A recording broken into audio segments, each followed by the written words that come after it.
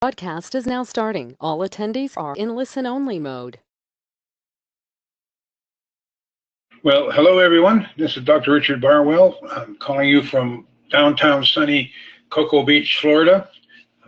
I'm going to try to get to make the whole shift over from structurally based chiropractic to neurologically based chiropractic as easy as possible. That's the whole intent and the idea of this particular webinar.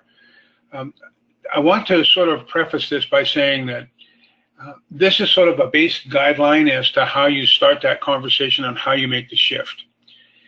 Once you get it in, as typical with chiropractors, once you start with the system, it becomes your own and things start to change. And we're going to be doing some interviews with a brain trust that we're just starting up with people that have been using this in their practice and how they made the shift and what differences in their application in their particular practices that they're doing. So this is just a precursor to the entire program where you can really learn how to change that dialogue and make it really effective for your practice.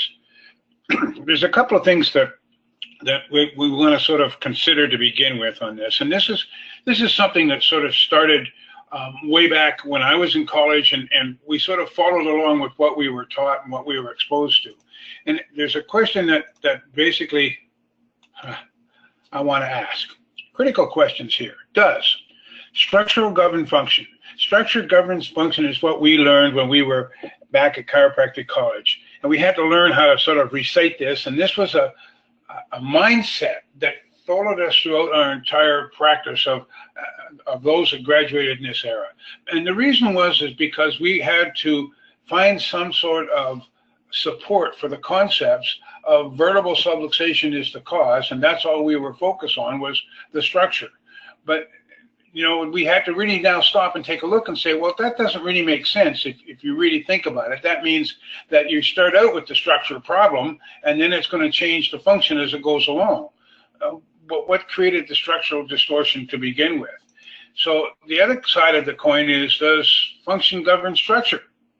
And this makes much more sense when you take a look at you know, and not wanting to get into the whole evolution concept, but you know, the giraffe wasn't necessarily born with a long neck. Those are things that adapted and grew over the period of time. It's just like in our states right now, we know that, for instance, wisdom teeth are disappearing because we have no longer need for them as a life support. We don't grind our foods like we used to because we have all this mush that we're eating.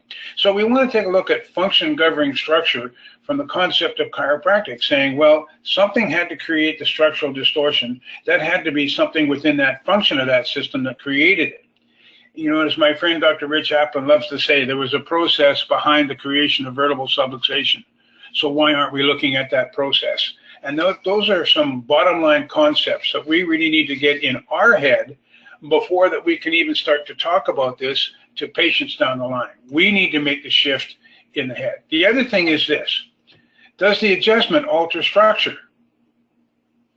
Or is it something else that takes place? And if you even go back and take a look at what people like B.J. Palmer said, you know, he talks about the fact that the structure altered after the hands left the back, when what he called was innate reset itself.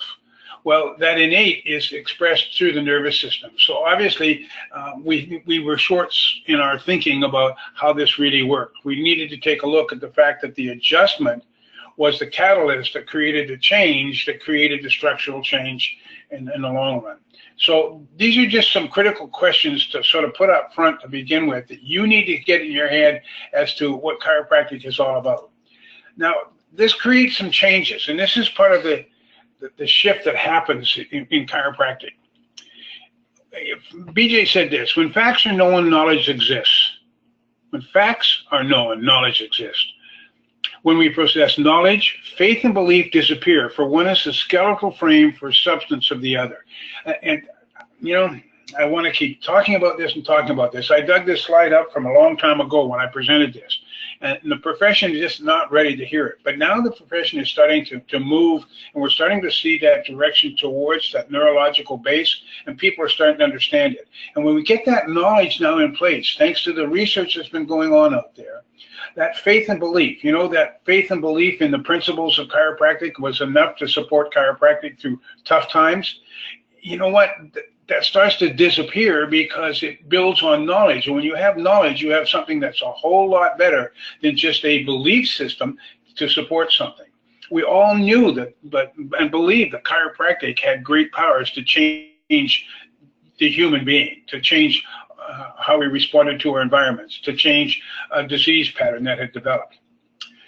But we needed to know more about how that really happened, because the only way we can improve that was to have knowledge as to saying, this is more appropriate care for this particular problem, or this one's more appropriate. So just know that BJ was really insistent on the fact that we gain knowledge. And that's one of the things that he did that really helped this profession more than anything else, was he did incredible work in research.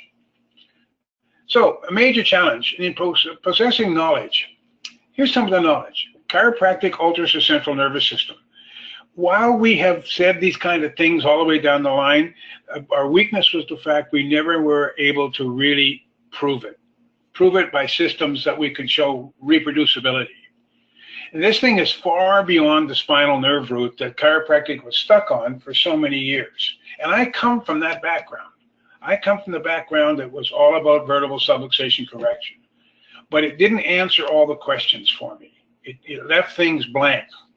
So I needed to have more information. Now, research has revealed the effect of chiropractic adjustment on both sensory input and motor output. So it affects both sides of that central nervous system. It puts massive amount of information in, the brain processes the information and changes the motor output.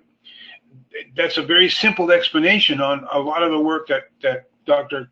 Heidi Havoc has been doing and showing the changes on the motor output and the power of the adjustment to change the motor patterns. So it's really time for a new explanation behind the power of chiropractic.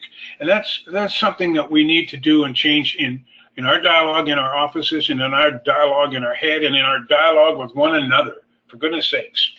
So the philosophy challenge. I don't want to give up philosophy, and I don't want people to think that. Philosophy for us is very important. But the whole thing about this was philosophy was developed to differentiate chiropractic from medicine. That was why the 33 principles were developed. That's why they went into court, to be able to prove that chiropractic was not the practice of medicine, and therefore the chiropractors stopped getting arrested for practicing medicine without a license.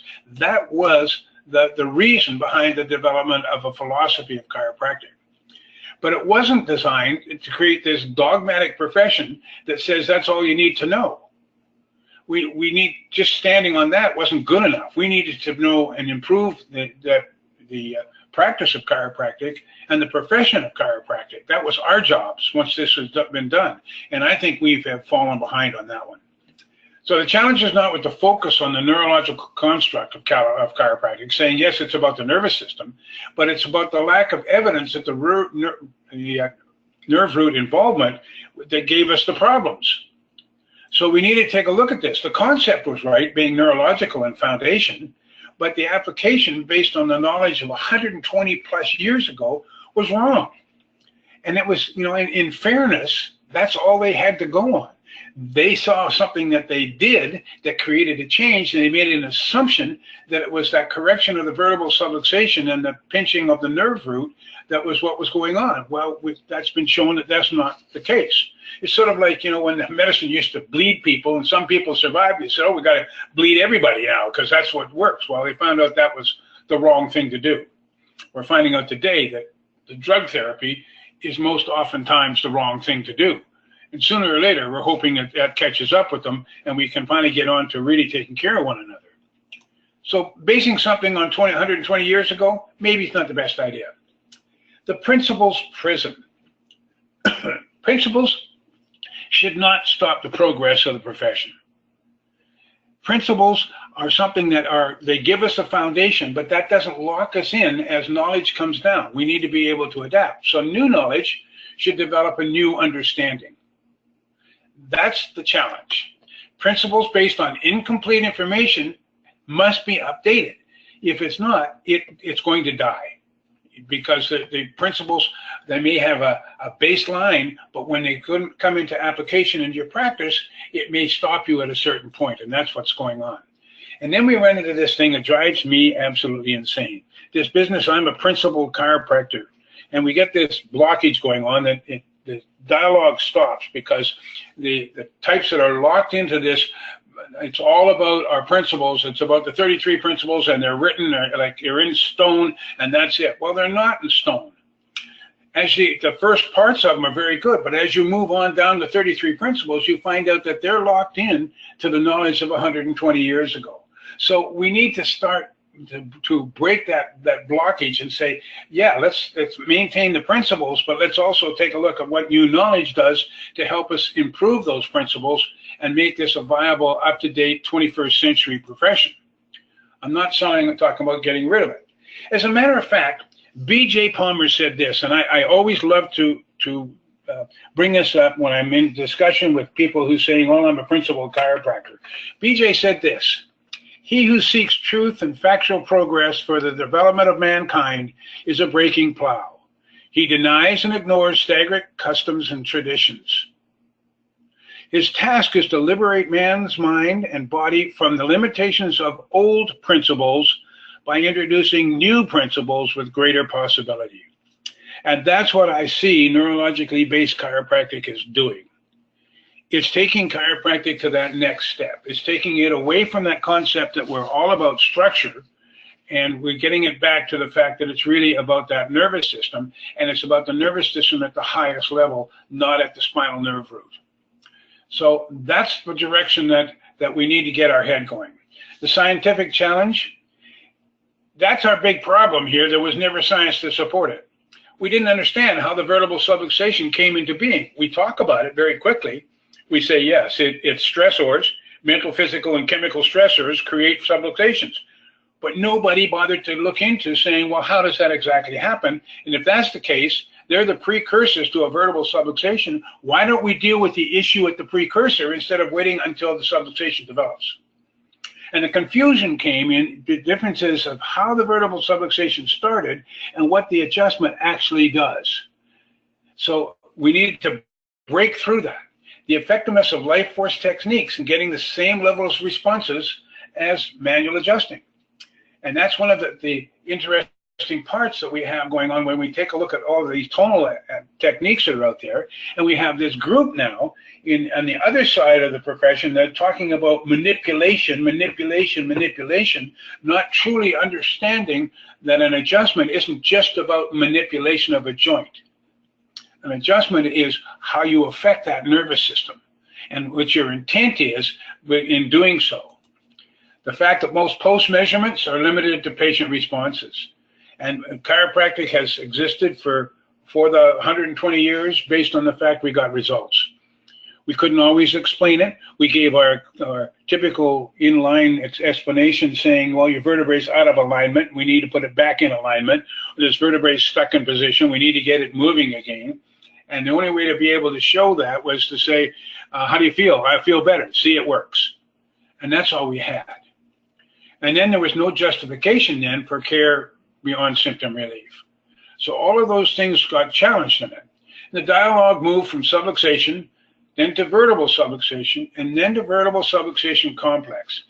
Now, I've been around in this profession for over 50 years, and I've seen this transition, and I was part of this transition. I remember Joe Felicia coming out with vertebral subluxation complex that everybody still talks about today that has major flaws in the concept. Lacking supportive evidence, the profession moved from a neurological foundation, which is where it started, to a structural base.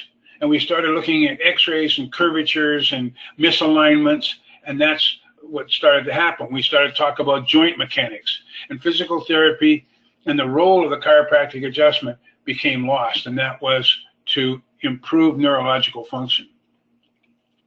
So a moment of truth, paradigm shift, 3 systems of the body. And I want you to remember this. I'm going to come back to this later on in the discussion, because this is where you start in the office. This is where it starts in your head and starts talking with the patient. The patient comes in with a low back complaint or a headache or a shoulder complaint. And you have to say, wow, most people think that backache or that shoulder ache or that neck ache is because the bones and joints are not moving right. You can feel your neck doesn't feel right. You can't turn it right. You can't bend forward. So people think it's all about bones and joints. Well, the passive system is the bones and joints. And guess what? The passive systems do nothing on their own, and they can't be the cause. So looking at your bones and joints is not going to be dealing with what the cause is. The next thing to look at is the active system, the muscles. Now, they move the bones and joints. They create all the actions. But once again, they don't act on their own. Now, we're not just talking about bones and joints here. We're talking about every physiological system in their body. Respiration, cardiovascular, elimination, you name it, everything happens because of muscle activity. But they don't do it on their own, so guess what? Your muscles can't be the cause of your problem either.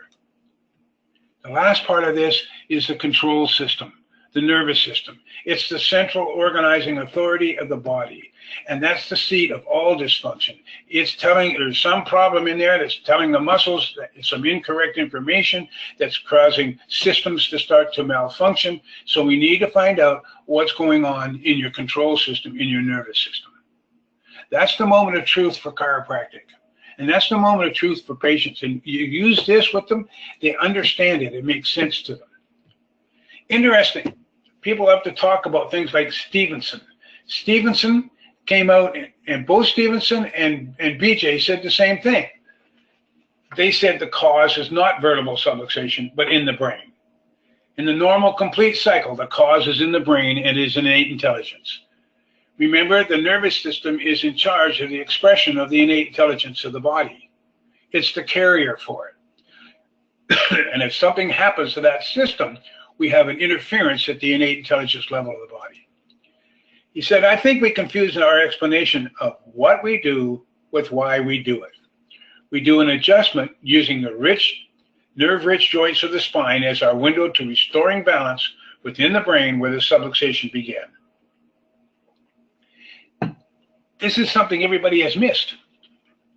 This is the bottom line of where we needed to go 100 years ago, and we missed it because we got so hooked on being able to look at the x-rays and show somebody had a crooked spine, and it was easier to explain it. The art challenge. The intent of the adjustment has become to correct vertebral misalignments. And I don't know how many of the old timers in the philosophy have said, I don't know about all the rest of that stuff, but my job is simply to find vertebral subluxations and fix them. Well, there's more to it than that. There's a whole lot more to it than that. And that means, you could just use the old, let's whack them with the shovel and get the same results. Well, I always offer to do that for that person that says that. I figure I could use that therapy on them. Most technique masters' foundations are based on results, not on how they work.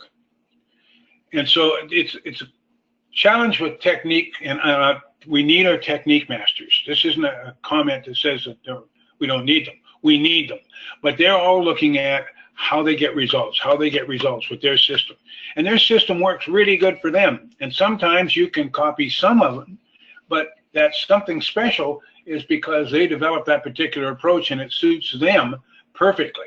It may not suit you perfectly, or it may not suit the next patient that comes in to see you. You may have to use a different approach for that particular individual.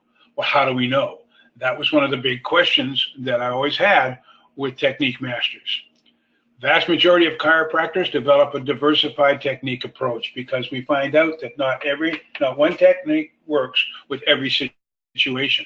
And we find out that that particular approach didn't suit us or it didn't suit the patient. We start to develop our own. And that's sort of what I was talking about when I began this, saying, when you hear this concepts and you're going to start taking it back into your practice about neurological basis, remember at first it's going to feel very uncomfortable because it's a new concept for you.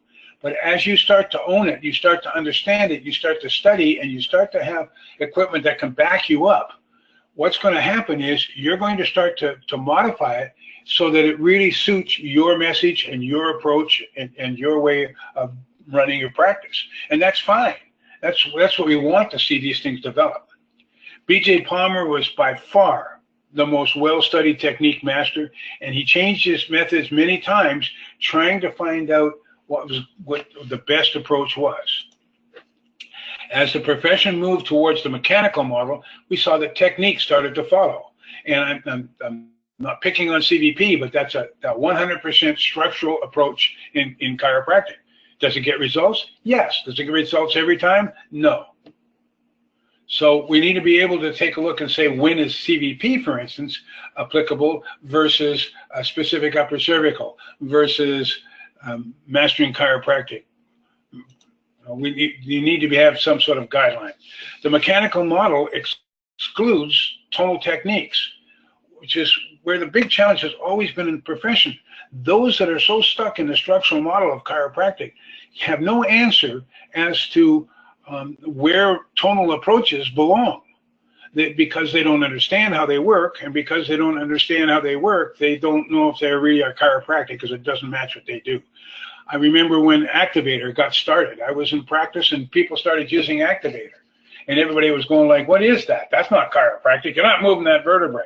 And yet here we are today with people using torque release and Activator and instrument adjusting, the arthrostim. All sorts of techniques now are involving different instrumentation, and they're getting results.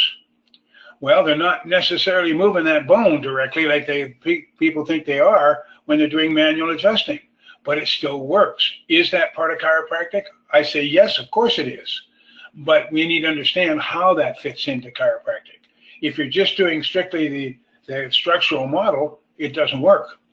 There's different types of care. And now we're really starting into, okay, we've had a little background. Now we're going to start into this concept of how does this apply in the office. There's initial crisis care. And this is the one that everybody likes to jump on, saying, well, what if it's an injury? What if they're in a car accident or fell downstairs and they got this problem? So now they got a vertebral subluxation. No, what they've got is a neurological subluxation because that body should have corrected and returned that to normal. And if it didn't, then there's something wrong with that within that system that didn't allow that to happen.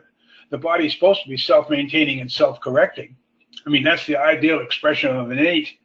And so if that didn't happen, now we have a problem. So initial crisis care, somebody comes in and they're in big trouble. Here's a couple of the rules for this. Number one, the presenting complaint needs to be heard and addressed. In other words, when a person comes in with low back pain, you can say, you say, I understand you have low back pain, it's on the right side, and you can go through all those things with them that they've reported, that you were taught to ask. When is it worse, standing, sitting, or lying down? Is it worse at night? Is it worse during the day? Is it on what what aggravates it? What makes it better? All those questions we were told to ask, you have that asked before, and you address it and say, okay, I've got this information. Now, if you want to just run a practice based on that, at symptom-based care, you can. That's fine. But your job then is to reduce or remove the symptoms. When that happens, and we know that chiropractic does a pretty good job with this, and we're up into the 90% brackets. But the problem here is when those signs and symptoms are gone, so is the patient. So then you have to go and replace that patient to keep a practice going. And that's why this profession, after all of these years, still has the people out there that have to teach you how to go out and drum up new patients all the time. You have a practice that's been around in a location for 25 years, and they still need new patients all the time. The reason is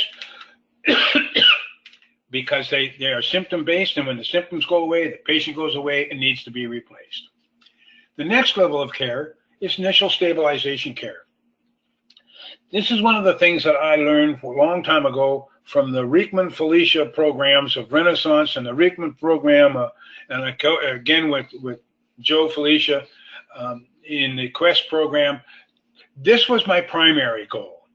It was cause-based care. This is care beyond symptom relief and is focused on improving neurological function. So the problem was, at that time, we didn't have any way to measure neurological function. We needed objective measurements of cortical and limbic system function so that this can be used. We did not have it. And that's where we fell into the trap of saying, well, we're going to keep you healthy. You're not going to have any, if you stay regular, we'll stop that problem from happening. And guess what? It pretty much did. because people stayed regular. But we didn't understand that what we were truly doing was changing brain function. We were improving brain function and the processing resources of the brain to be able to handle the stressors in their life better. Today we can now do that, which has changed the whole ball game because now we have the measurements. The last one is peak performance care. And that used to be called wellness care. And I always had trouble with that wellness care in my practice because I wasn't ever sure what wellness care meant outside of the fact my job was to try to keep you healthier than you've been before. But now we can take a look and say, with these measurements that we can now do neurophysiologically from the cortex of the brain, from the hardwiring in the brain to the limbic system responses, we can take a look at that and make sure what area that is being challenged so that we can do specific care for that particular challenge to keep that level of brain function improved. That's peak performance care. I want to keep that central nervous system operating at its highest level and not suffering from overloads of stressors that create dysfunctions down lower, including vertebral subluxation. So the true subluxation then exists at the brain level. It's a neurological subluxation. With this came a new look at care guidelines. We had frequency and duration that we worked with from the beginning. I want to see you 3 times a week for 2 weeks, twice a week for 2 weeks, once a week for 2 weeks, and once a month for the rest of your life. Thank you, James Parker, for the basic care, maintenance care program. It wasn't based on anything clinical. It was only based on how you maintained an income in a practice and kept your patients as healthy as you possibly could based on symptoms. So let's take a look at what it means. Frequency, recurrence of care times. That's how many minutes, hours, days, weeks, or months between care. And so if you do 2 segments, that's 2 adjustments. If you adjust 1 vertebrae, that's an adjustment. If you adjust 2 vertebrae, that's 2 adjustments. If you adjust 2 vertebrae and do a low pressure stim in one area, that's 3 adjustments. Whatever it is, that particular application that you're doing is going to be considered an adjustment. So if you're adjusting, let's do the flying 7, that's 7 adjustments that you've done at that one time. So the frequency is when I'm going to do adjustments, I'm going to do a frequency of 7 adjustments, and I'm going to see you then 3 times a week doing 7 adjustments. Hit them high, hit them low. You know, that's the old way of doing it. Duration. How long are you going to be doing this? I'm going to see you doing this for 3 weeks, and then I'm going to drop it down to 2 weeks. Well, here's the catch. If you have a care program set up for 3 times a week, and in 2 weeks you drop it down to twice a week, what is your clinical reason for dropping it down? Has there been improvement or not improvement? You can't just say that everybody is going to fit into that catalog. What you need to be able to do is say, listen, I know that we need to change brain patterns. It's going to take an input of approximately this amount of time, this amount of frequency over this amount of time to start to show those changes. That's the normal pattern. So at the end of that, we'll be doing a re-exam to see if we're getting those changes.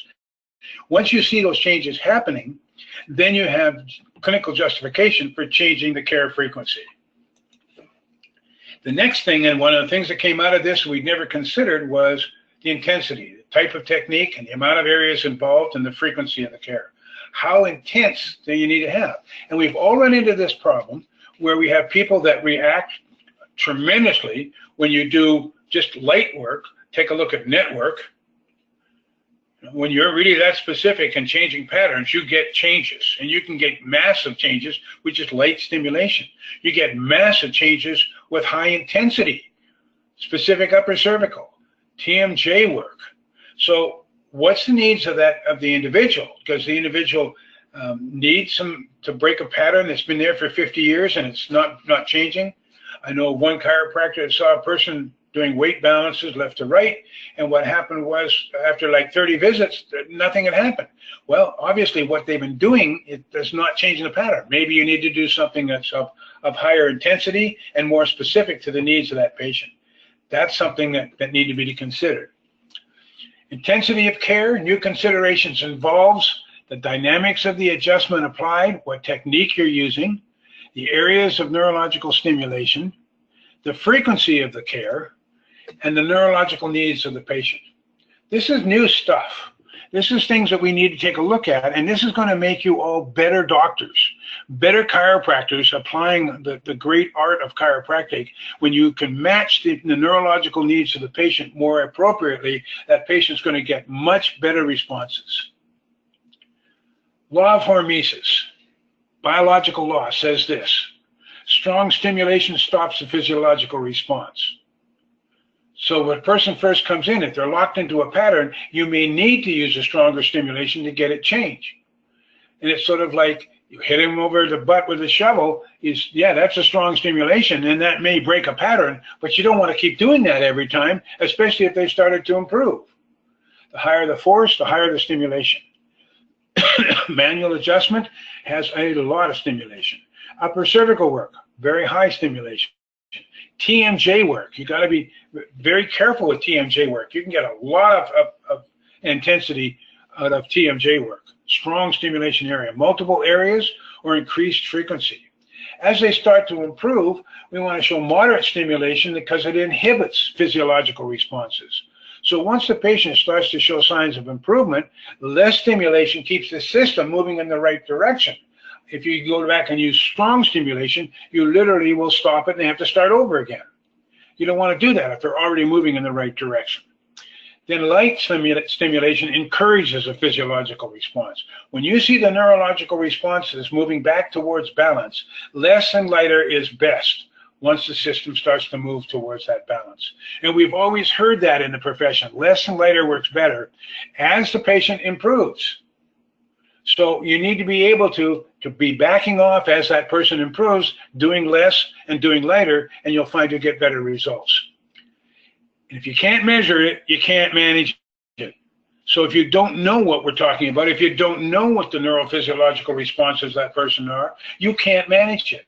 That's how the NeuroInfiniti came into being. I realized that once we understood the neurological based chiropractic, if we didn't have some accurate way of measuring central nervous system function, direct central nervous system function, not secondary, not muscle activity.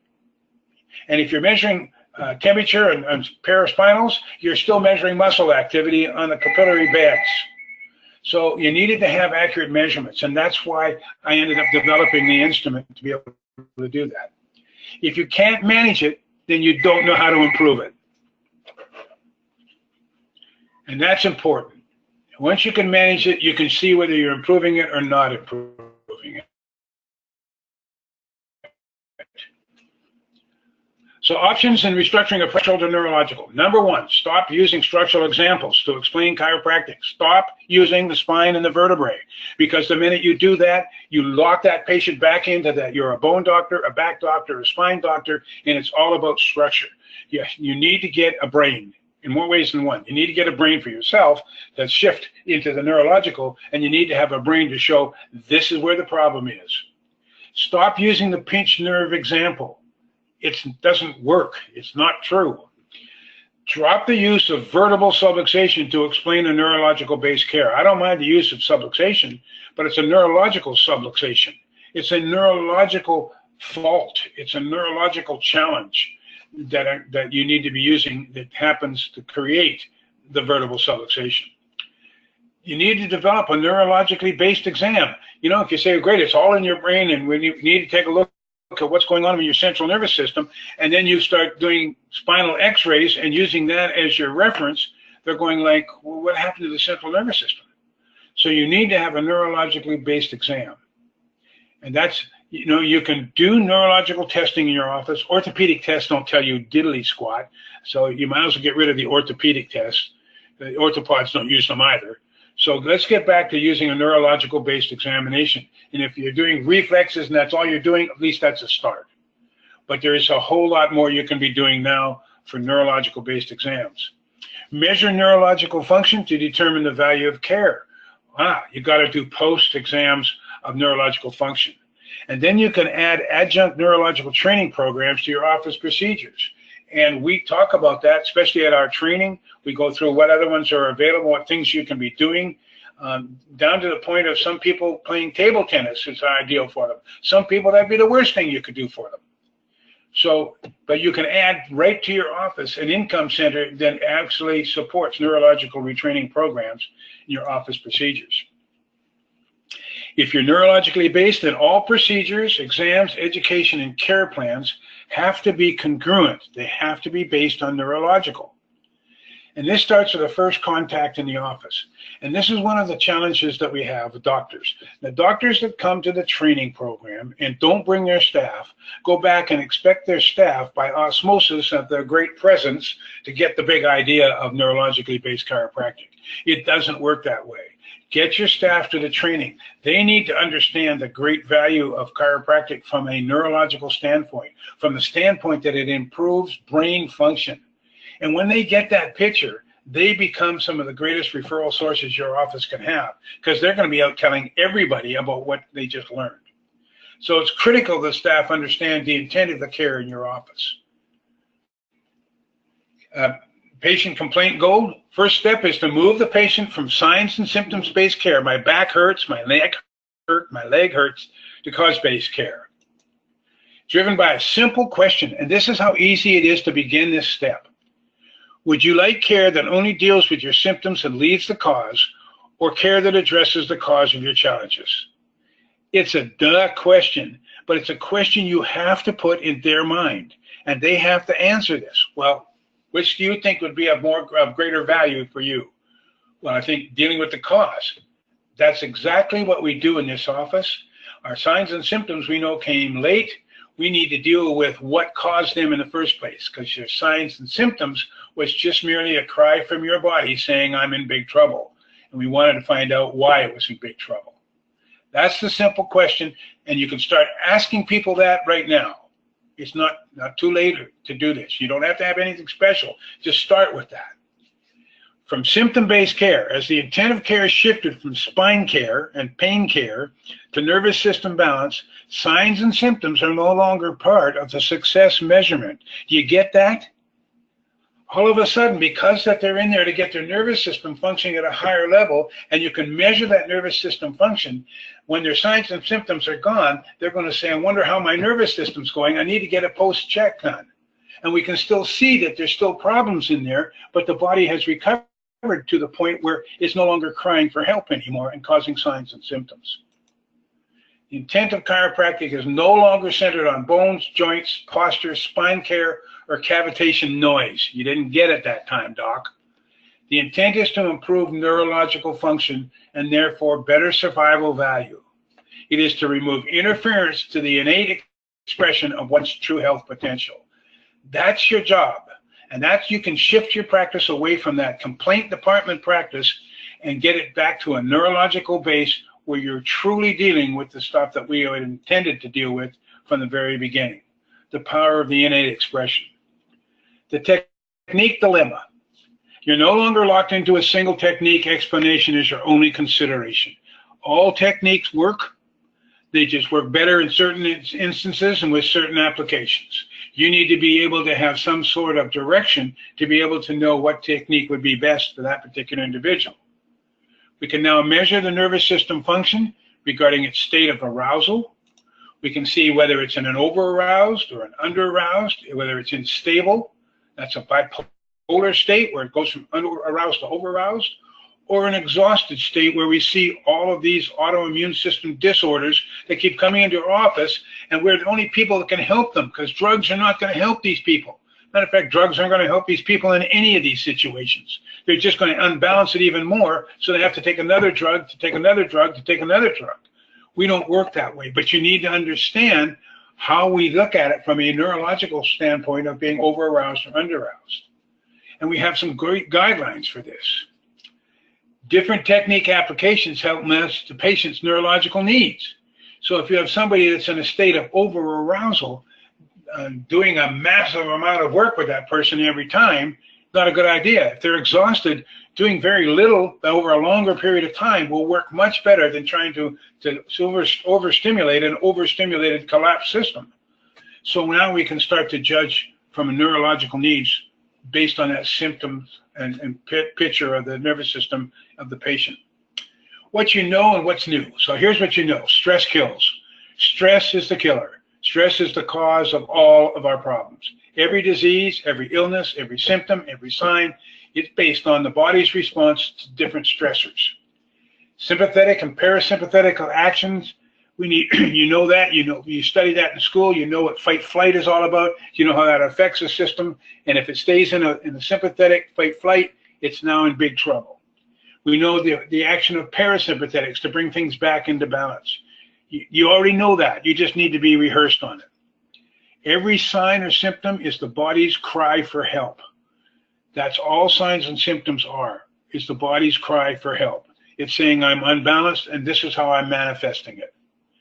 And we know that the adjustment gets results, gets great results. We know all the miracle stories.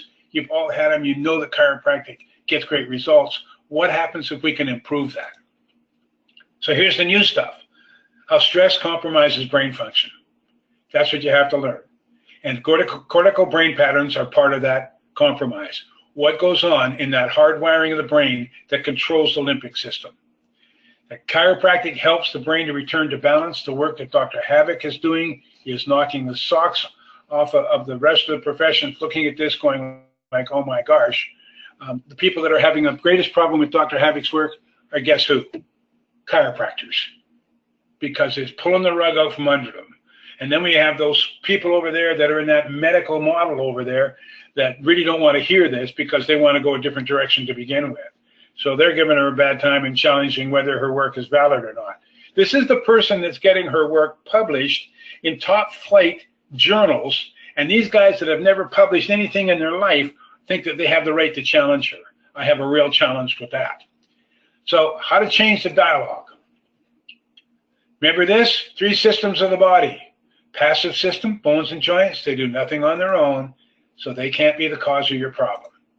The active system, the muscles, they create every action in the body, but guess what? They don't act on their own, so the muscles can't be your problem.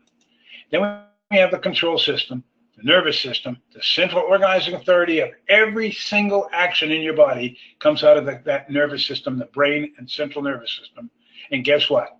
It's the seat of all dysfunction that affects the muscles that creates problems in the passive system and elsewhere in your body. Which system do you think is the cause of your challenge? Muscles, bones, muscles, or nervous system? In this office, of course, they're going to say nervous system. It's exactly the system we focus on improving. Research continues to tell us that stressors in our life are our biggest threat to our neurological health. Are you ready to see what your nervous system can tell us? We have the latest computerized 15-minute neurological stress testing equipment. Are you ready to begin? It's that easy, folks. You don't have to say anything more than this. That bottom question is very important because you need to get their permission to proceed. The details. Time to do the scans, first visit, and then in 3 months. It's an arbitrary space. It's one that we find at about 3 months time period gives chance for the cortical patterns to start to show some changes. And that's the ones you need to change. Who does the scans? Staff is preferred to do the scans. Who interprets the scans? The DC interprets the scans, not the staff. That's the job of the doctor. And this report should take less than 4 minutes to do with the patient. The report, we have a reporting tool that is supplied that you can set up the report, and it takes me about 3 minutes to do a complete narrative report on the stress response evaluation.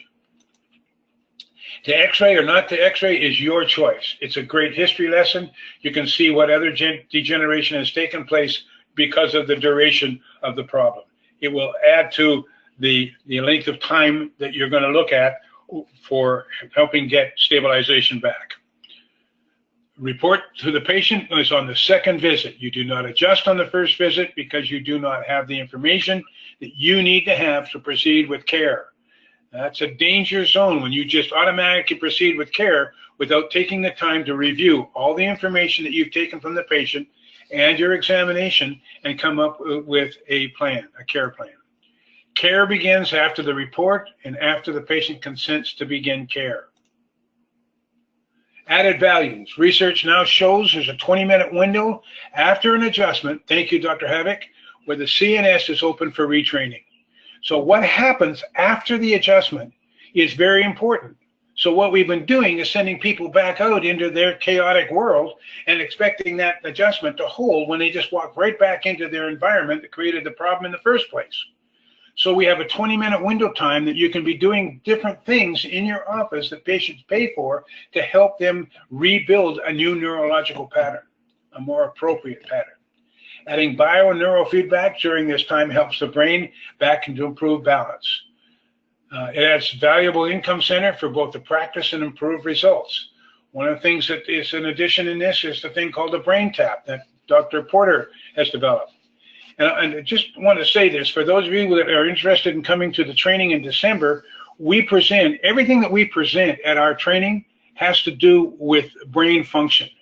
Whether it's coaching for your practice that's based on neurologically based chiropractic, whether it's other instrumentation that can help you with retraining, whether it's a concept, whether it's some nutritional stuff, whatever it may be, we will not bring it in unless we know that it directly involves neurologically based chiropractic.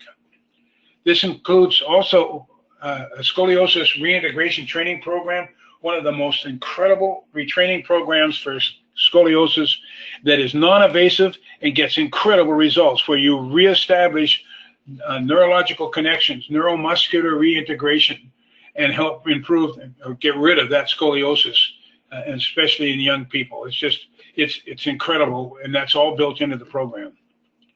So, neurologically based chiropractic and the NeuroInfiniti, and the future is now. This is the time, and they're out there. People are using them. Like I said, we'll be doing some interviews with the Brain Trust group, and you'll be able to listen into these and hear what people are doing and how they're applying it. But I'll tell you, if you're not getting on this train right now, you're missing something big time. Now, I know that we've got coming up a super conference with the Master Circle in Orlando. I know that the group that's going to be speaking there, and they're all neurologically based. You want to get to this and get more information, that's a good place to go. We also have the ability to come to our training as long as we have seats that are open for $500 for the entire office for the weekend. And that money would go towards the purchase of a new NeuroInfiniti if you decided to buy one after the training. So there we are. I'm just wondering, Dee Dee, if there's any questions that maybe we can answer some questions. Sure. If you have any questions, just raise your hand and I can unmute you, or you can type your question in through the chat portal. I see you've got quite a number on. Dr. Haywish, do you have a mic?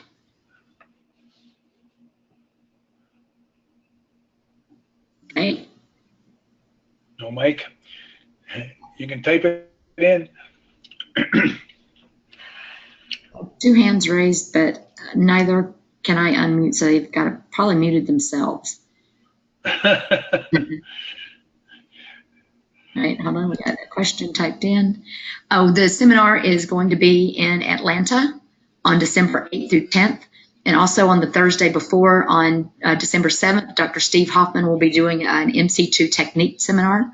So it's a great way to get 2 seminars in with 1 travel expense. I can email you or anyone the details of the training as far as hotel location and schedule.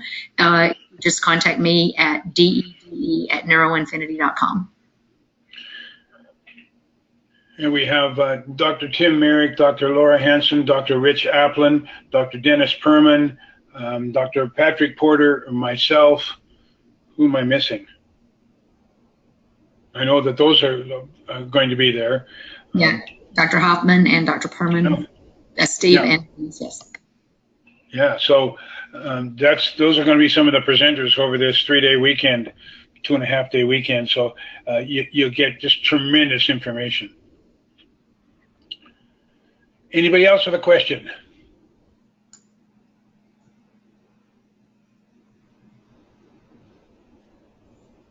Not appearing? Dr. Haywish?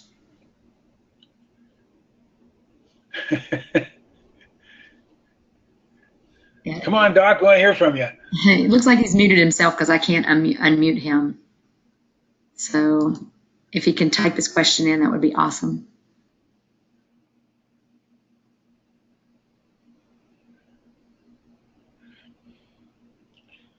I'm very excited about getting to Super Conference. It's just going to be such an incredible experience.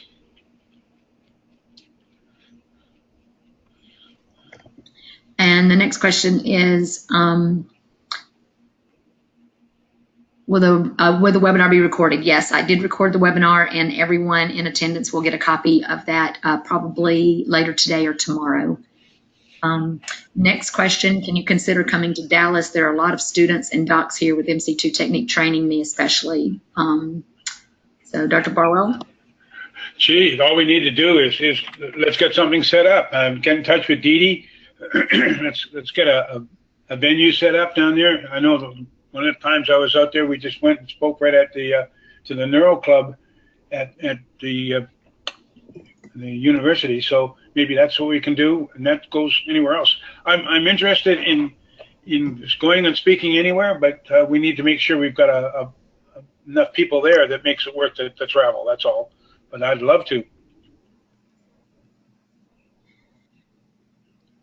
So the person that'd like me to come, then you get the job of let's get it organized and talk to Dee Dee, and we'll work from there, because it's very difficult for us to organize it from this end.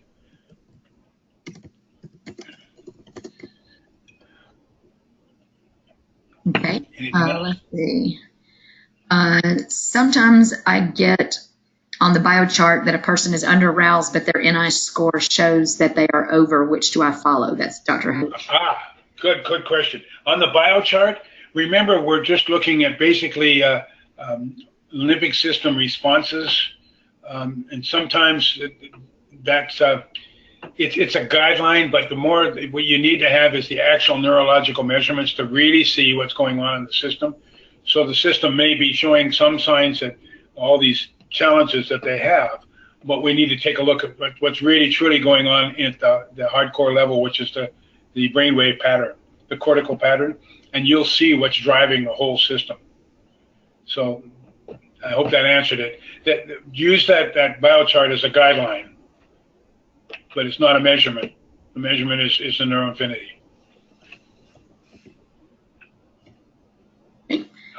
Did that answer?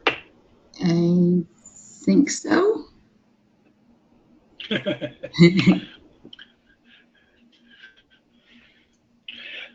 Listen, guys, we also do have a thing called the EVU, which is a little thing that you can rent out to your patients.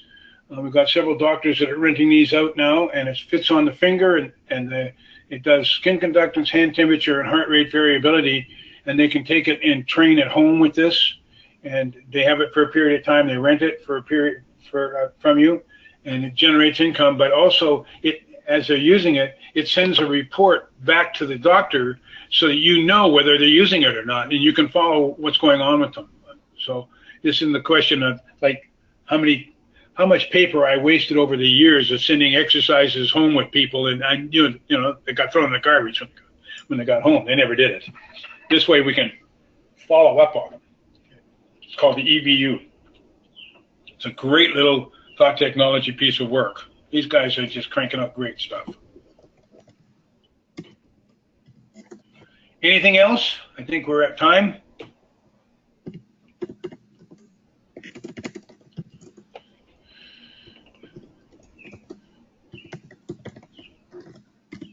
Okay, sorry, I'm just typing in some answers here. I think that is all of the questions. Okay. Oh, I see. We maintained everybody on during the question time. How about that? All right, gang. That's for this one, and we'll get the brain trust going, and that will be pretty much started after Super Conference, and I hope before we get to the December training, we have at least a couple of the interviews done and recorded so that we can start building our brain trust. And we've got great people that have responded with this. So looking forward to being in touch, and we will talk to you the next time. Okay, bye for now.